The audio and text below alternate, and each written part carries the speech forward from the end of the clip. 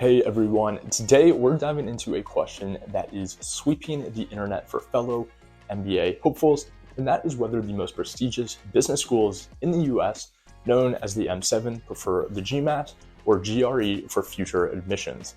If you're aiming for these top programs, then stick around because in this video, I'll be breaking down the latest trends and data. But before we jump in, let's quickly recap what we mean by M7.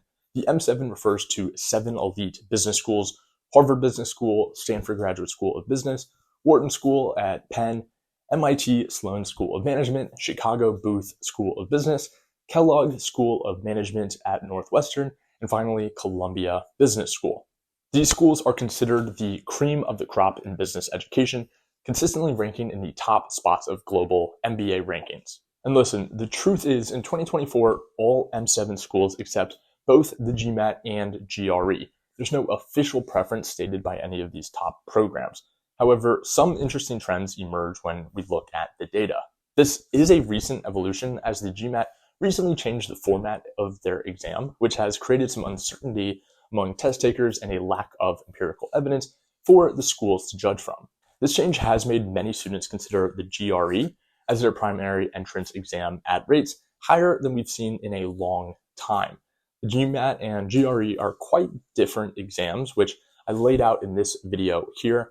And because of these discrepancies between the two tests, aspiring business school students often need to commit to one exam for their prep and application process.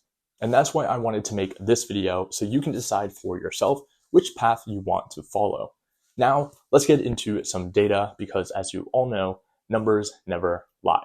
Okay, so let's look at GMAT submission rates for recent classes at some of the M7 schools. Harvard 74, Chicago 73, Wharton 71, and Stanford 67%. As you can see, the majority of admitted students are still submitting GMAT scores, but that doesn't tell the whole story. While the GMAT remains dominant, the GRE has seen interesting trends over the past 5 years. There's been a significant decrease in total number of GRE test takers, a trend that started before COVID-19, but accelerated during the pandemic. But more importantly, the demographics are shifting. We've seen some changes in who's taking the GRE. Fewer people are taking it just because it's required for their intended graduate degree program. This means that the less motivated individuals are opting out of taking the exam and likely higher education. However, there is an increase in highly motivated test takers, including successful professionals considering further education like business school. Many graduate programs have reduced their emphasis on standardized tests. For example, in psychology programs, GRE requirements dropped from 45% to 14% between 2020 and 2023. A lot of this was fueled by the pandemic and schools trying to incentivize students to apply who may not have otherwise been planning on shelling out additional money for further schooling. A larger proportion of current GRE test takers are from STEM fields, as many non-STEM programs have made the test optional, opting for undergraduate GPA as an indicator for aptitude and likelihood of success in graduate level courses. The numbers behind international students has also gone through a roller coaster of changes. After a 34% drop in international graduate student enrollment at the start of the pandemic, by 2022 it had increased by 10%, making up 21.9% of total graduate students in the US. And despite these overall trends, the GRE is gaining ground in M7 business schools. At Wharton, 30% of students enrolled in fall 2022 submitted a GRE, up from just 10% in 2018. At Stanford, 33% of the latest cohort took the GRE compared to 18% 5 years ago. Looking at average scores gives us another helpful perspective. The average GMAT score across M7 schools for recent classes ranges from 729 to 738. It's important to mention this score is based off of the older GMAT, as there is not any data around the scores for the new GMAT exam since it was only released in November of 2023. For the GRE, M7 averages range from 324 to 328. Specifically, Harvard with a GMAT of 730, GRE 326, Wharton 733, 324, Stanford 738 and 328, and MIT Sloan 730 and the GRE of 328.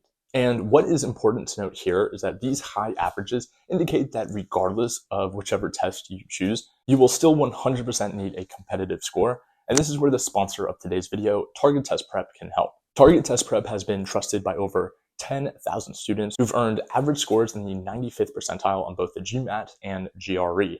With more than 4,000 practice problems and thousands of video explanations, TTP will help you understand any challenges you might face on both the GMAT and the GRE. Target Test Prep also offers intelligent analytics that track your performance so you can focus on strengthening your weaker areas. TTP is so confident in their ability to help you crush your score that they actually have a score improvement guarantee. I have been blown away by the thoroughness of TTP's program, and their team has also been a pleasure to work with.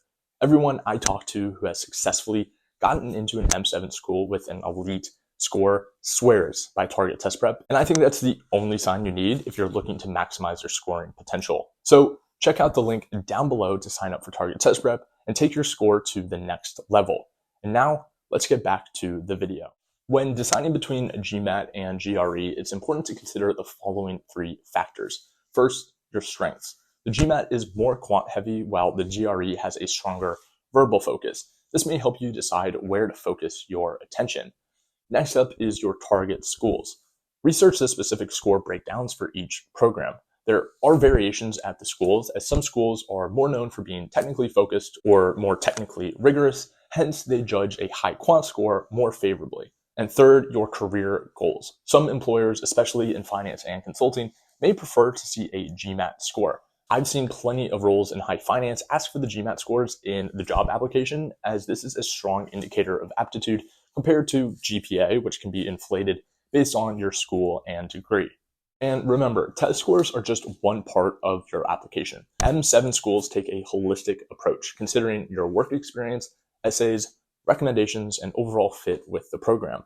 The average work experience for incoming classes at M7 schools is right around 5 years. So as much as you think your exam score can make or break your application, you need to look at yourself a lot more holistically, which is why it is helpful to focus on your strengths and what will allow you to take the exam in an efficient manner and thus have the capacity to focus on the other aspects of your application.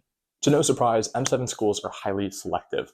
Recent acceptance rates include Harvard at 12%, Stanford at 6%, Wharton at 13.8%, and Sloan at 8.7%. Granted, these are all higher acceptance rates than their respective undergrad programs, but you also need to consider the fact that those applying for these business school programs are extremely focused and ambitious, whereas the undergrad programs get a lot more students who apply.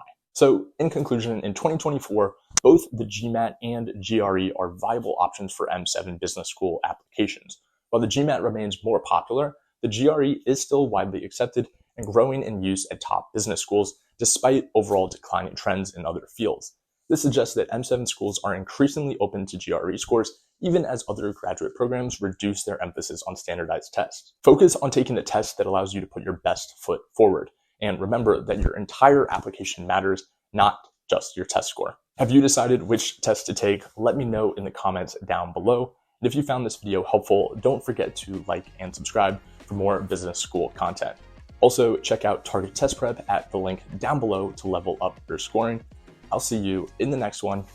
Peace.